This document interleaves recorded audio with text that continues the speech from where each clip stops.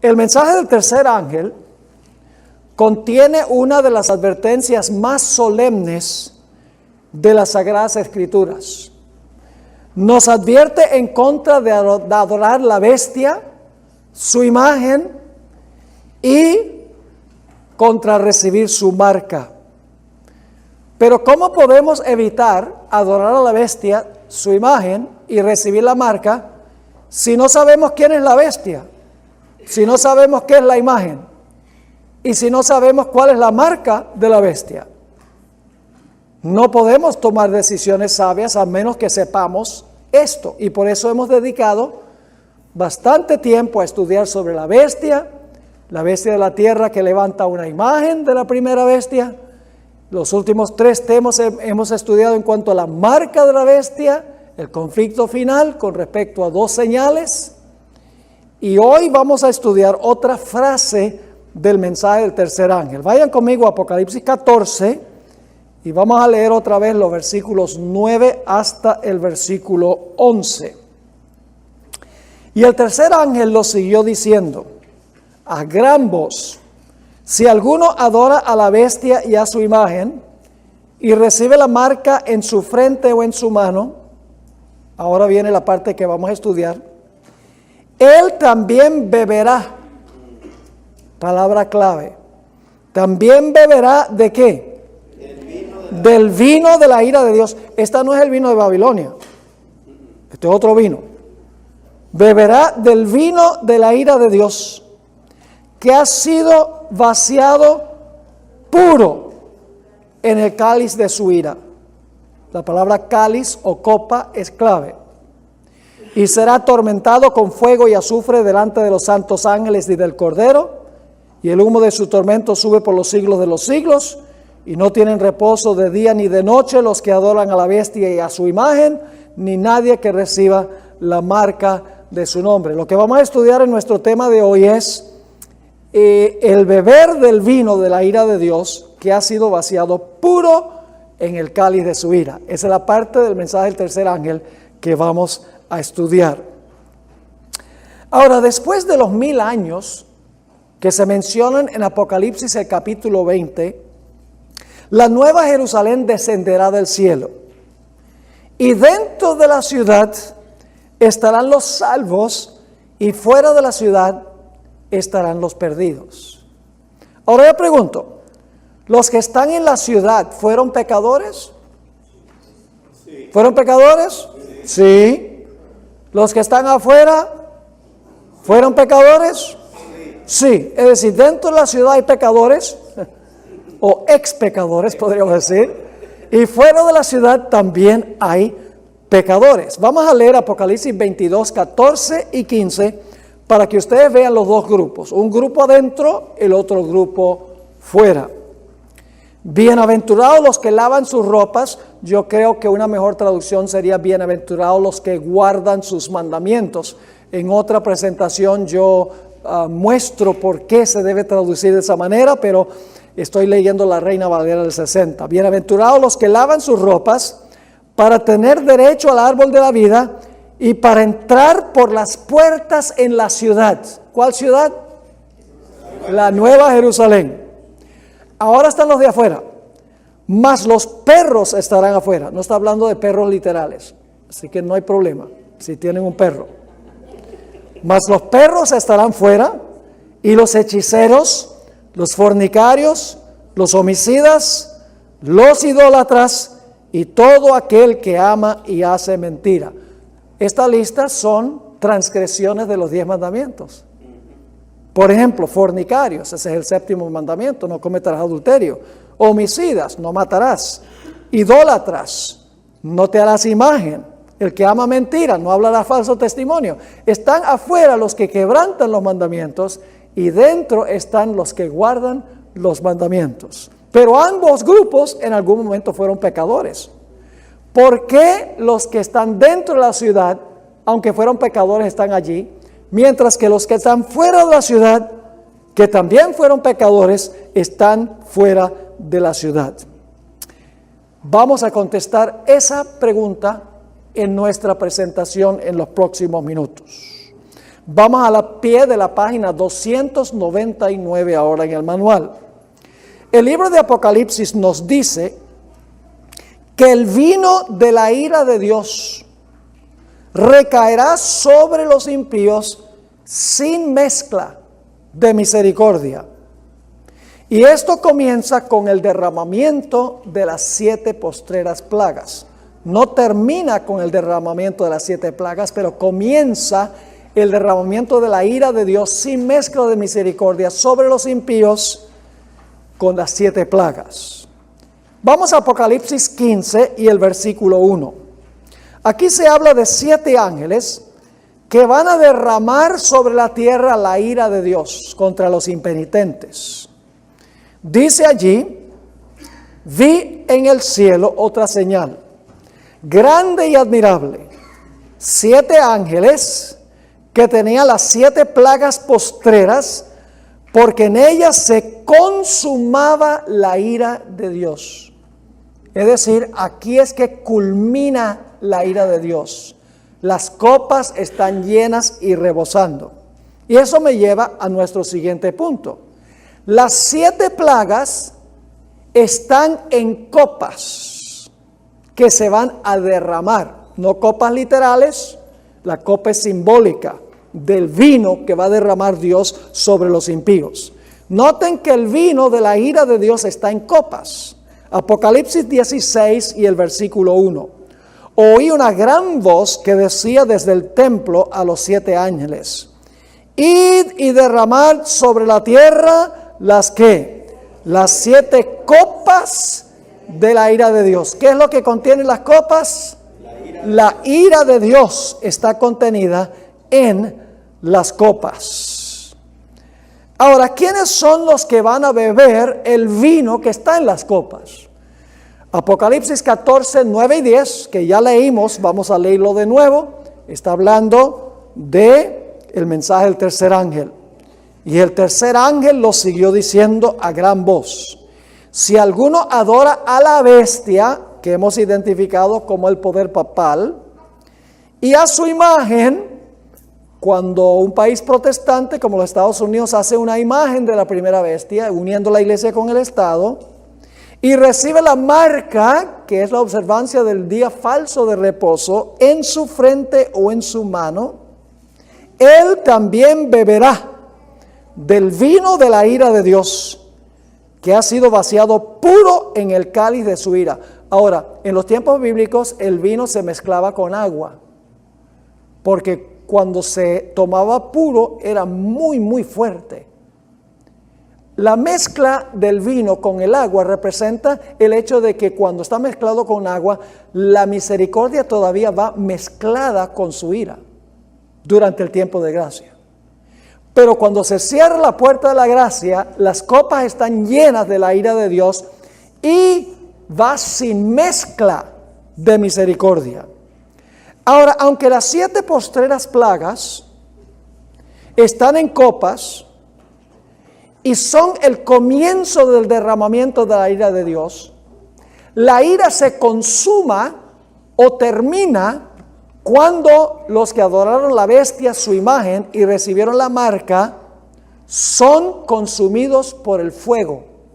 Es decir, el fuego que consume a los impíos es parte del derramamiento de la ira de Dios. Vamos a leer el Salmo 11 y el versículo 6, y ustedes verán aquí que el cáliz, la ira de Dios que es derramado de un cáliz, está relacionado con fuego. Dice en el Salmo 11:6, sobre los malos hará llover, ¿qué cosa? Carbones, fuego, azufre y viento abrasador será la porción del cáliz de ellos. Es decir, el fuego es parte del derramamiento de la ira de Dios que está en el cáliz. ¿Están conmigo o no? Vamos a Deuteronomio 32 y el versículo 22. Nuevamente el fuego se conecta con la ira de Dios, es parte del derramamiento. Las plagas son una cosa y el fuego es la culminación del derramamiento de la ira de Dios. Dice ahí en Deuteronomio 32, 22, porque fuego se ha encendido en mi ira y arderá hasta las profundidades del Seol. Devorará la tierra y sus frutos y abrazará los fundamentos de los montes. Es decir, la ira de Dios se relaciona no solo con las 7 postreras plagas, sino que se relaciona con el fuego que consumirá a los impíos. Ahora, aún hoy en día, muchas veces nosotros usamos metáforas de fuego en nuestra conversación. Por ejemplo, los puertorriqueños dicen que la persona se enfogonó. Significa que la persona ¿qué? Se airó o se enojó. O decimos la persona se enardeció, de arder, de fuego. Ira se relaciona con fuego. O decimos tiene un temperamento candente. Nuevamente tiene que ver con fuego. Así que la ira de Dios se derrama de las copas, culmina en el lago de fuego, donde son destruidos los impíos. En Apocalipsis 20, 14 y 15, encontramos una descripción del lago de fuego que termina la ira de Dios. Dice allí, y la muerte y el Hades es el sepulcro, fueron lanzados al lago de fuego. Esta es ¿qué? ¿Cuándo es que termina la ira de Dios? Cuando los impíos sufren ¿qué? La muerte segunda. Y el que no se halló inscrito en el libro de la vida fue lanzado al lago de fuego. Eso sucederá con los que adoran a la bestia, su imagen, y reciben la marca en su frente. Caerán sobre ellos las 7 postreras plagas que están en las copas de la ira de Dios, sin mezcla de misericordia, y su castigo culminará cuando sean consumidos en el lago de fuego, sufran la muerte segunda, que es la muerte de la cual nunca habrá una resurrección. Ahora, la pregunta clave es esta. ¿Por qué sufrirán? Estamos en la página 301. ¿Por qué sufrirán los pecadores que están fuera de la ciudad la muerte segunda? Mientras que los pecadores, que son ex pecadores en realidad, que están dentro, recibirán la vida eterna. Hace unos años salió la película de Mel Gibson, La Pasión del Cristo. ¿Recuerdan esa película? La película causó un gran impacto a los que la vieron. El énfasis de la película, si alguno la vio, recayó sobre los golpes salvajes e inmisericordias que recibió Jesús durante su pasión en el huerto de Getsemaní y en la corte de Pilato. Se dice, porque yo no me cercioro de eso porque yo no voy al cine, se dice que del teatro salía la gente sollozando y llorando inconsolablemente al ver cómo fue tratado Jesús. Sin embargo, pocos se dieron cuenta, y aquí viene el punto clave, que la agonía de Jesús tuvo mucho más que ver con su sufrimiento psicológico y espiritual que con su sufrimiento físico. La hermana White dice que tan intenso era el sufrimiento espiritual de Jesús, cargando todos los pecados que se han cometido, se están cometiendo y aún se van a cometer, que casi no podía sentir el dolor físico. Tan grande era su agonía espiritual de llevar la carga de todos los pecados. Vamos a leer algunos versículos a donde se describe la pasión y la crucifixión de Jesús. Mateo 26, 38, Jesús ha llegado al huerto del Getsemaní y le dice a sus discípulos, entonces Jesús les dijo, mi alma está ¿qué? Muy triste hasta la muerte, quedaos aquí y velad conmigo. Elena White, en ese clásico libro, incomparable biografía de Jesús, el deseado de todas las gentes, página 636, escribió, toda su vida en la tierra había andado en la presencia de Dios. Se hallaba en conflicto con hombres animados por el espíritu de Satanás. Pudo decir, cuando esto pasaba, El que me envió está conmigo. No me ha dejado solo el Padre, porque yo lo que a Él le agrada hago siempre. Pero ahora le parecía estar excluido de la luz de la presencia sostenedora de Dios. Ahora se contaba con los transgresores. Debía llevar la culpabilidad de la humanidad caída. Sobre el que no conoció pecado, debía ponerse la iniquidad de todos nosotros. Tan terrible le parece, tan grande el peso de la culpabilidad que debe llevar, que está tentado a temer que quedará privado para siempre del amor del Padre, de su Padre, sintiendo cuán terrible es que, sintiendo cuán terrible es la ira de Dios contra la transgresión, exclama: mi alma está muy triste hasta la muerte. Esta pasión de Jesús, esta agonía por tener que sufrir bajo la ira de su Padre por los pecados de todos nosotros, se describe en Mateo 26, el versículo 39, el versículo 42 y el versículo 44. 3 veces Jesús elevó una oración agonizante a su Padre. Vamos a leer esos versículos. Entonces Jesús les dijo: mi alma está muy triste hasta la muerte, quedaos aquí y velad conmigo. Yendo un poco adelante, se postró sobre su rostro, orando y diciendo: Padre mío, si es posible, pase de mí esta copa.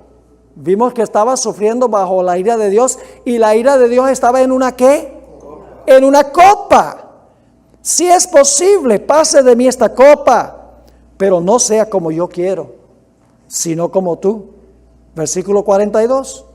Otra vez fue y oró por segunda vez diciendo: Padre mío, si no puede pasar de mí esta ¿qué? Copa. ¿Dónde estaba la ira de Dios?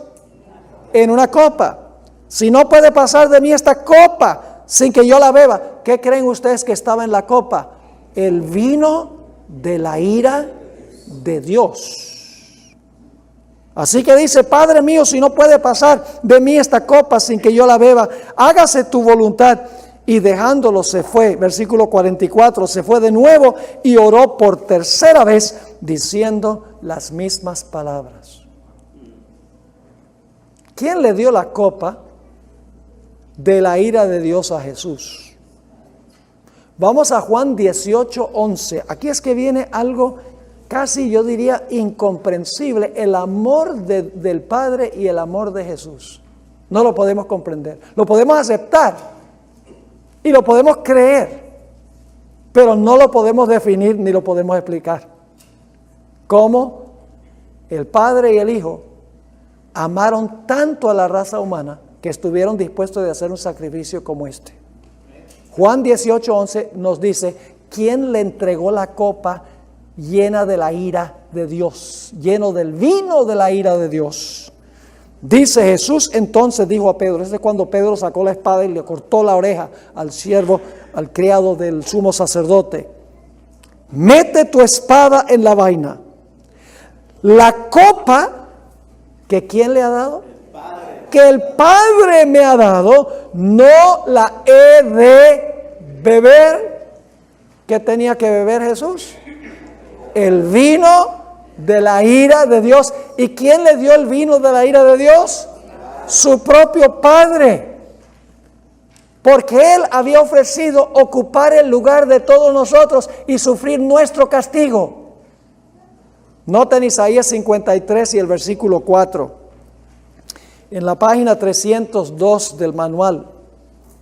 Dice allí: ciertamente llevó Él nuestras enfermedades y sufrió nuestros dolores. Y ahora escuchen: y nosotros le tuvimos por azotado, por herido de ¿quién? De Dios. Por herido de Dios y abatido. ¿Quién hirió a Jesús? Dios. Su propio Padre lo hirió. Tan grande era la agonía de Jesús que no sudó agua, sino que sudó sangre. Lucas 22, 43 y 44 dice lo siguiente: Él se apartó de ellos a distancia como de un tiro de piedra, y puesto de rodillas oró, diciendo: Padre, si quieres, pase de mí esta copa, pero no se haga mi voluntad, sino la tuya. Y se le apareció un ángel del cielo para fortalecerle. En un momento vamos a hablar un poco más de eso. Sigue diciendo: y estando en agonía, oraba más intensamente, y era su sudor como grandes gotas de sangre que caían hasta la tierra. ¿Cuánta agonía tiene que tener una persona para sudar sangre? Tiene que haber sido algo abrumador, que su padre le hubiese dado la copa del vino de su ira para beber la copa que nosotros debemos beber, porque los pecadores somos nosotros.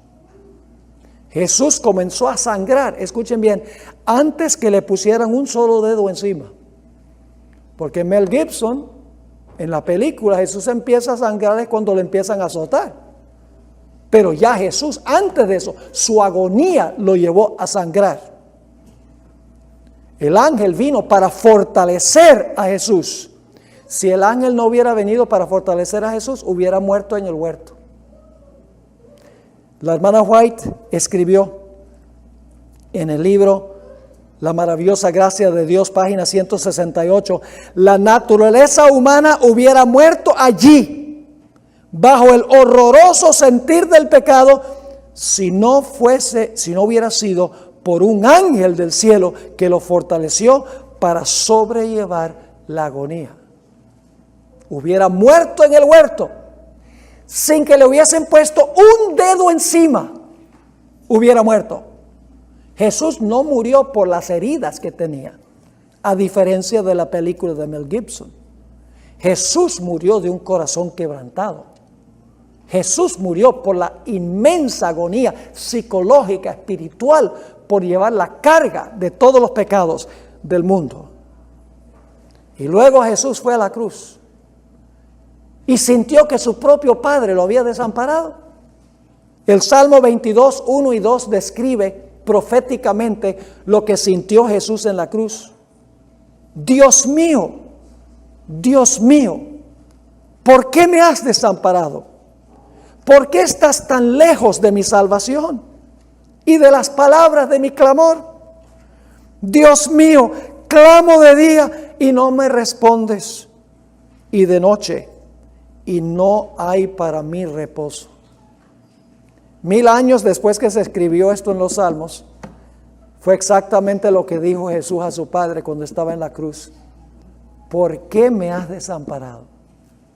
El Padre retrajo de él su rostro porque es tan ofensivo el pecado para Dios. Dios no puede habitar en la misma presencia del pecado. Y Jesús estaba llevando la culpa de todos los seres humanos. Ahora yo voy a tomar el tiempo de leer un buen número de citas que encontramos en 2 capítulos del Deseado de todas las gentes, porque el Espíritu de Profecía describe esto de una forma mucho más vívida que lo que puedo hacerlo yo, para que sepamos lo que Jesús sufrió en el Getsemaní en lugar de todos nosotros. Y yo mencionaba, ¿cómo es que Jesús podía tomar sobre sí la culpa de todos los seres humanos? Bueno, solo el que creó a todos podía ofrecer tomar el lugar de todos. Yo pregunto, ¿creó Cristo a todos los seres humanos? Sí. Y siempre que yo digo eso, alguien siempre sale y dice, no, pero yo nací fue de mi mamá. Y está bien, ¿y tu mamá de dónde nació? Es de la mamá de ella. ¿Y la mamá de ella de dónde? De la mamá de ella. Si vamos hacia atrás, ¿a dónde comenzó el proceso?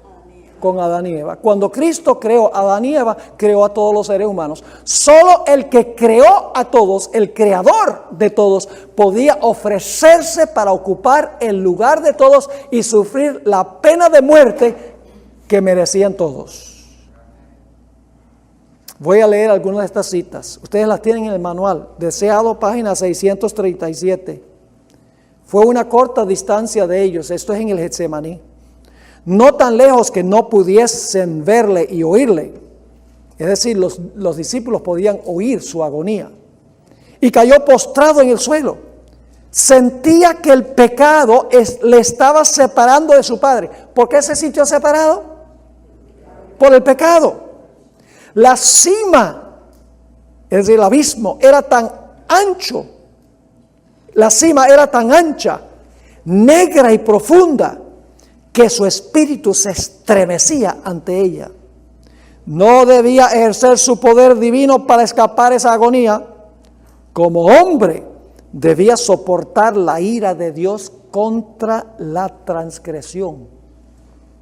En la página 637 también encontramos esta cita: como sustituto y garante del hombre pecaminoso, Cristo estaba sufriendo bajo la justicia divina. Veía lo que significaba la justicia. Hasta entonces había obrado como intercesor por otros. Ahora anhelaba tener un intercesor para sí. Qué lindo hubiera sido si Jesús hubiera podido tener un intercesor ante el Padre. Pero Jesús habló y el Padre aparentemente le puso el oído sordo. Deseado de todas las gentes, página 638.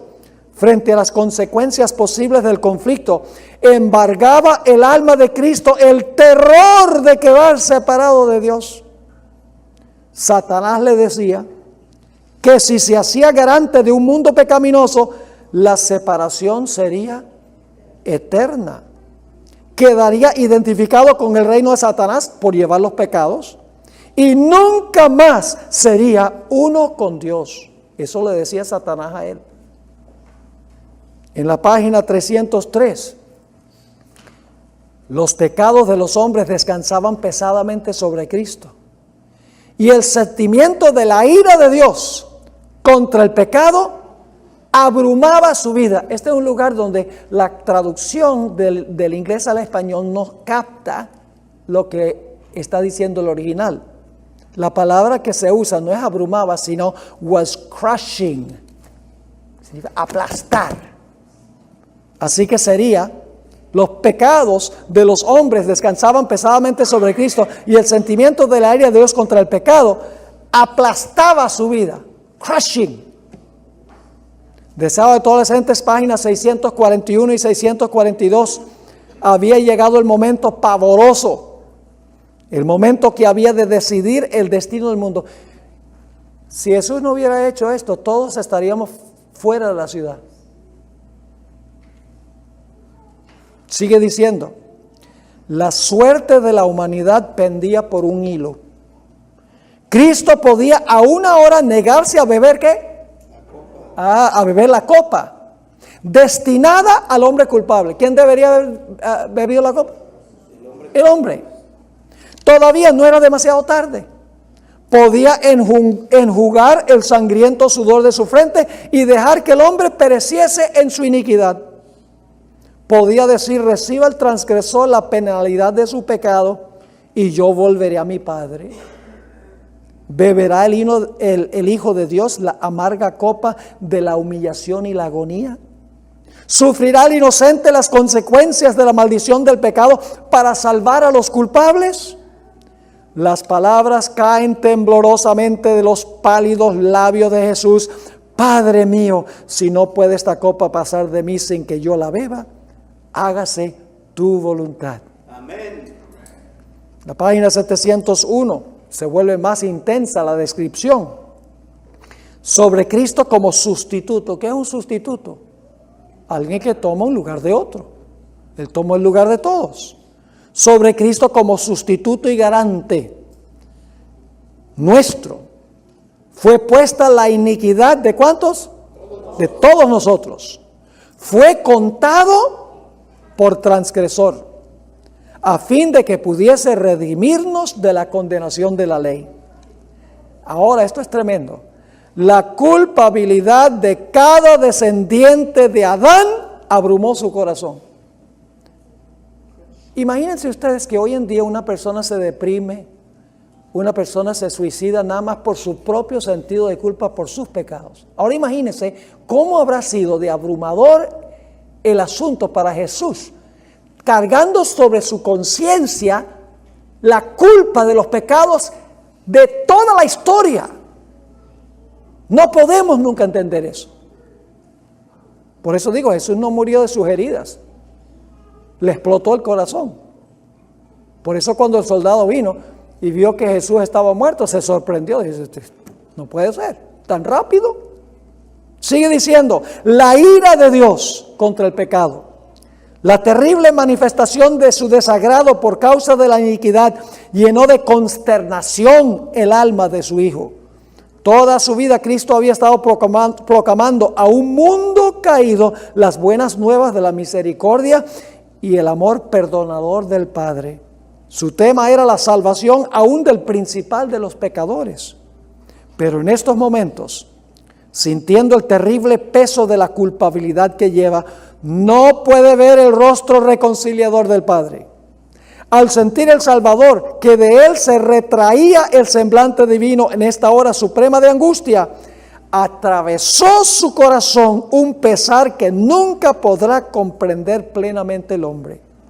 Tan grande fue esa agonía que apenas le dejaba sentir el dolor físico. Así que vamos a tener que hablar con Mel Gibson para que haga otra película que pinte el cuadro correctamente. Aquí hay otra, deseado, página 704. Entre las terribles tinieblas, aparentemente abandonado de Dios, Cristo había apurado las últimas heces de la ¿qué? De la copa de la desgracia humana. En esas terribles horas había confiado en la evidencia que antes recibiera de que era aceptado de su Padre. Conocía el carácter de su Padre. Comprendía su justicia, su misericordia y su gran amor. Por la fe confió en aquel a quien había sido siempre su placer obedecer. Y mientras sumiso se confiaba a Dios, desapareció la sensación de haber perdido el favor de su Padre. Por la fe, Cristo venció. Amén. Cristo no se rigió por lo que sentía, sino por lo que su Padre decía. Hoy en día la gente se rige por lo que siente, se rige por sus emociones. Pero Jesús no, si Jesús hubiera dependido sobre sus sentimientos, sus emociones, hubiera fracasado. Se sintió abandonado del Padre, pero yo conozco a mi Padre y yo sé que no me ha abandonado. Aun cuando no lo podía sentir, porque confió por fe en lo que su Padre le había dicho. Me hace pensar de una persona que una vez vino a hablar conmigo, bueno, varias veces, porque es una iglesia que pastoreé en Wyoming. Me decía, pastor, yo no me siento que Dios me ha perdonado. Tengo este pecado que cometo y yo no siento que Dios me perdonó. Yo le dije, bueno, ¿y tú has confesado ese pecado? ¿Te has arrepentido del pecado? ¿Lo has confesado? Dice, sí, yo he confiado. Yo he confesado el pecado, ¿cómo no? Me he arrepentido. ¿Y no crees que Dios te ha perdonado? No, yo no siento que Dios me ha perdonado. Yo le dije, bueno, ¿quién crees tú que te está tratando de convencer que no estás perdonado porque no te sientes perdonado? Me mira, se le abrieron los ojos bien grandes y dice, bueno, me imagino que debe ser el diablo. Le dije, claro. ¿Tú no has leído en la Biblia? Le dije, si confesamos nuestros pecados, Él es fiel y justo para perdonar nuestros pecados y limpiarnos de toda maldad. Amén. Es una promesa. Créelo porque Dios lo dice, no porque lo sientes. Porque el diablo te va a decir que porque no lo sientes no estás perdonada. El perdón no tiene que ver con cómo me siento, el perdón tiene que ver con las promesas de Dios. Si Dios dice que yo confieso mi pecado después de arrepentirme, Él me perdona y aparte de mis sentimientos yo lo creo porque Él lo dice. Amén. Por eso venció Jesús. La última cita que encontramos en esta página 701 del deseado de todas las gentes, con fieras tentaciones, Satanás torturaba el corazón de Jesús. El Salvador no podía ver más allá de los portales de la tumba. La esperanza no le presentaba su salida del sepulcro como vencedor, ni le hablaba de la aceptación de su sacrificio por el Padre. Temía que el pecado fuese tan ofensivo para Dios que su separación resultase eterna. Sintió la angustia que el pecador sentirá cuando la misericordia no interceda más por la raza humana. El sentido del pecado que atraía la ira del Padre sobre él como sustituto del hombre fue lo que hizo tan amarga la copa que bebía el Hijo de Dios, y quebró su corazón. Vamos a leer ahora no la primera cita en la página 304, sino la segunda cita. Deseado a todas las gentes, 642. En esta terrible crisis, cuando todo estaba en juego, cuando la copa misteriosa temblaba en la mano del doliente, los cielos se abrieron. Una luz resplandeció de en medio de la tempestuosa oscuridad de esa hora crítica.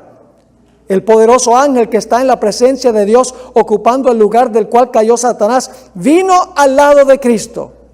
No vino para quitar de su mano la copa, sino para fortalecerle a fin de que pudiese beberla, asegurado del amor de su Padre.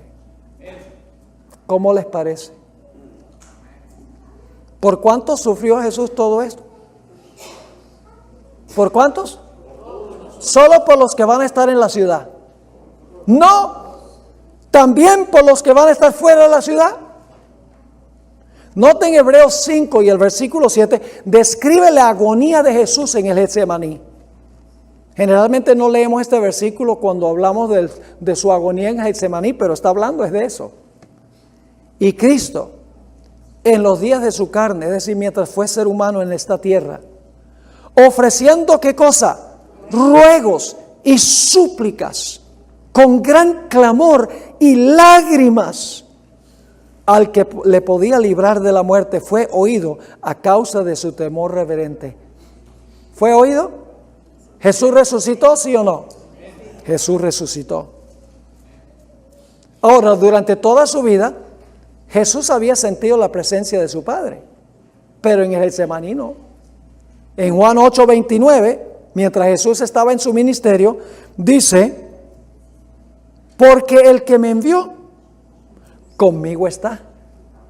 No me ha dejado solo el Padre, porque yo hago siempre lo que le agrada. Pero cuando estaba en la cruz, era una cosa distinta. Padre, ¿por qué me has desamparado? Jesús sufrió la condena que debe sufrir cada ser humano pecador en este planeta. ¿Cuántas personas han existido en este planeta? Bueno, ahora se calcula que puede haber entre 7 y 8 billones. ¿Y cuántos han vivido antes de ahora? No podemos imaginarnos cómo se habrá sentido Jesús en Getsemaní, llevando la carga de culpa que llevó. En Gálatas 3:13 se describe por qué Jesús sufrió de esta manera.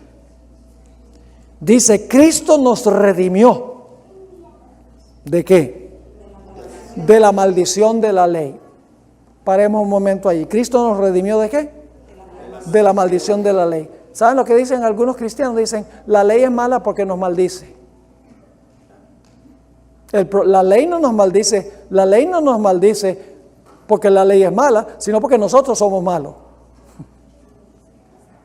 Les doy un ejemplo. Si yo llego a un semáforo que está en rojo y me como el semáforo, ¿estoy bajo la condenación de la ley?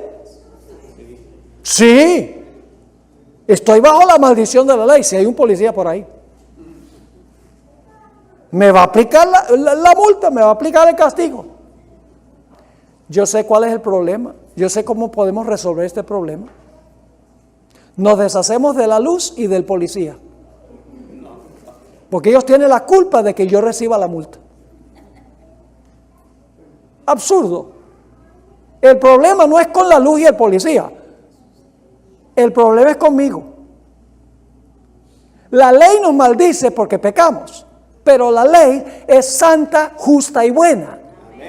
Y Dios no va a clavar en la cruz lo que es santo, justo y bueno, como dicen muchos cristianos. Lo que necesita cambiar no es la ley, sino nosotros. Noten lo que dice Gálatas 3:13. Cristo nos redimió ¿de qué? De la maldición de la ley. ¿Y cómo lo hizo? Hecho por nosotros maldición. Porque está escrito, maldito todo el que es colgado en un madero. Esa cita viene de dos textos del Antiguo Testamento. Maldito el que cuelga en un madero. Viene de Deuteronomio 21, 22 y 23 y de Josué 10, 23 al 27. Cuando una persona bien impía era muerto en Israel, era castigado, varias cosas ocurrían. Primero, se consideraba que estaba bajo la maldición y el abandono de Dios. Los impíos eran colgados en un madero fuera del campamento. El cuerpo del criminal quedaba en el madero hasta la puesta del sol. Tenía que quitarlo antes de la puesta del sol. Después de muerto, el cuerpo del criminal se colocaba en una cueva y se amontonaban piedras encima de la entrada de la cueva. ¿Suena familiar eso? Porque dice, Pablo está citando estos versículos. Maldito todo aquel que cuelgue en un madero. Yo pregunto, ¿a Jesús lo trataron como un criminal? ¿A Jesús lo colgaron en un madero? ¿A Jesús murió fuera del campamento? ¿Fuera de la ciudad? Sí. ¿Quitaron el cuerpo de Jesús cuando el sol estaba por ocultarse? Sí. Los enemigos de Jesús pensaban que había sido maldito y abandonado por Dios. ¿Fue colocado en una bóveda y una piedra delante? Sí. Jesús sufrió el castigo del peor criminal por todos los crímenes y pecados de todos los seres humanos. Vamos a leer algunos versículos. 2 Corintios 5, 21. Al que no conoció pecado, por nosotros lo hizo pecado. El Padre lo hizo pecado. ¿Con qué propósito? Jesús, que no conoció pecado, el Padre lo hace pecado, es decir, pone el pecado sobre él. ¿Con qué propósito? Para que nosotros fuésemos hechos justicia de Dios en él. Es decir, cuando yo recibo a Jesús, Jesús va ante el Padre como mi mediador, como mi abogado. Y dice, Padre, el pastor Bor se arrepintió, confesó su pecado. Recíbelo a él en mí. Yo pagué la deuda de él. Yo sufrí el castigo de él. Padre, perdónalo. Y el Padre acepta a Jesús en mi lugar. Amén. Como mi mediador o mi intercesor. Amén. Por eso la sierva de Dios dice, no tenemos que preocuparnos por lo que el Padre piensa de nosotros, sino por lo que el Padre piensa de Jesús, nuestro sustituto. Amén. Noten Isaías 53, 4 al 6. Ciertamente llevó él nuestras enfermedades y sufrió nuestros dolores. Y nosotros le tuvimos por azotado, por herido de ¿quién? Herido de Dios y abatido, mas él herido fue por nuestras rebeliones, molido por nuestros pecados, el castigo de nuestra paz fue sobre él, y por su llaga fuimos nosotros curados. Todos nosotros nos descarriamos como ovejas, cada cual se apartó por su camino, mas Jehová cargó en él el pecado de todos nosotros. ¿Cuánto nos ama Dios? Mire, Dios nos ama tanto a nosotros como a su propio Hijo. Y ustedes dicen, ¿cómo sabemos eso? Dios nos ama a nosotros tanto como a su propio Hijo, porque estuvo dispuesto de dar a su Hijo a riesgo de pérdida eterna para salvarnos a nosotros. Por eso dice en Romanos 8:32, el que no escatimó ni a su propio Hijo, sino que lo entregó por todos nosotros, ¿cómo no nos dará también con Él todas las cosas? Primera de Juan 2:2 dice, y Él es la propiciación por nuestros pecados, y no solamente por los nuestros, sino también por ¿cuáles? Por los de todo el mundo. ¿Por cuántos pecados murió Jesús? Todos. Jesús hizo provisión para pagar la deuda de cada ser humano que jamás haya vivido. Pero Él no obligará a nadie a reclamar el pago que hizo Jesús. Cada individuo puede aceptar o rechazar el regalo que Jesús compró. No escogimos entrar a este mundo, pero sí podemos escoger cómo vamos a salir. Porque algunos dicen, bueno, yo no escogí nacer en este mundo. ¿Qué culpa tengo yo? Entonces lo que yo les digo es, si es verdad que tú no escogiste entrar al mundo, pero Dios te ha dado una opción de cómo vas a salir.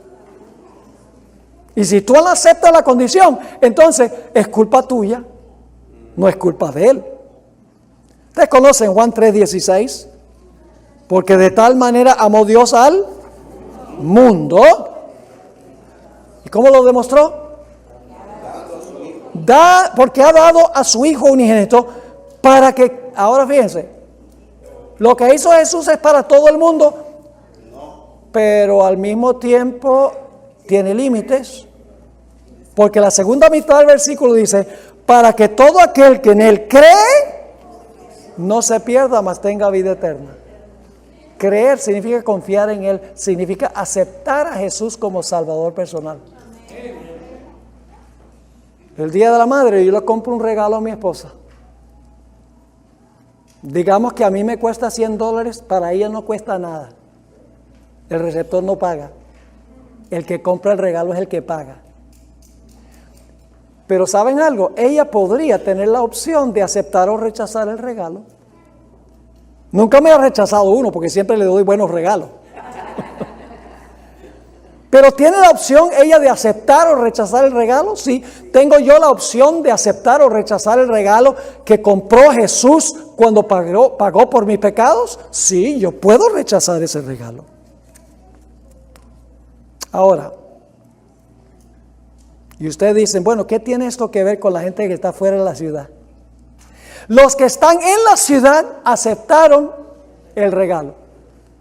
El regalo que Cristo compró, fueron pecadores, sí, pero en el Getsemaní Jesús cargó todos sus pecados y ellos aceptaron el pago que hizo Jesús, arrepentidos, confesando su pecado y teniendo fe en Jesús.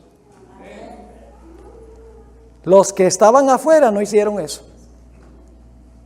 Vamos a Apocalipsis 20, 7 al 9. Apocalipsis 20, versículos 7 al 9. Cuando los 1000 años se cumplan, Satanás será suelto de su prisión y saldrá a engañar a las naciones que están en los 4 ángulos de la tierra. Ahora escuchen esto, a Gog y Magog, a fin de reunirlos para la batalla, el número de los cuales es como la arena del mar. La hueste de los impíos se le llama Gog y Magog. Y dice, y subieron sobre la anchura de la tierra y rodearon el campamento de los santos y la ciudad amada, y de Dios descendió fuego del cielo y los consumió. La reunión de los impíos, como la arena del mar, se describe como Gog y Magog. Y usted dice, ¿qué es eso de Gog y Magog? Hay que ir al Antiguo Testamento. Más específicamente a Ezequiel 39, 17 al 19. Los tienen en su manual. Y tú, hijo de hombre, así ha dicho Jehová el Señor. Aquí está hablando de lo que va a hacer Dios con aquellos que pelearon contra el pueblo de Dios, que lucharon contra Jerusalén para destruir al pueblo de Dios. Y tú, hijo de hombre, así ha dicho Jehová el Señor. Di a las aves de toda especie y a toda fiera del campo, juntaos y venid. Reuníos de todas partes a mí, ¿qué? A mi víctima que sacrifico para vosotros. Está hablando de los impíos. ¿Cómo se describe a los impíos? ¿Qué cosa? Víctima. Esto es el lenguaje del santuario. Víctima que sacrifico para vosotros. Un sacrificio grande sobre los montes de Israel. Y comeréis, está hablando de los animales, de las aves, y comeréis carne y beberéis sangre. Comeréis carne de fuertes y beberéis sangre de príncipes de la tierra. Y ahora habla de toda clase de animales que se usaban en el sistema de sacrificios.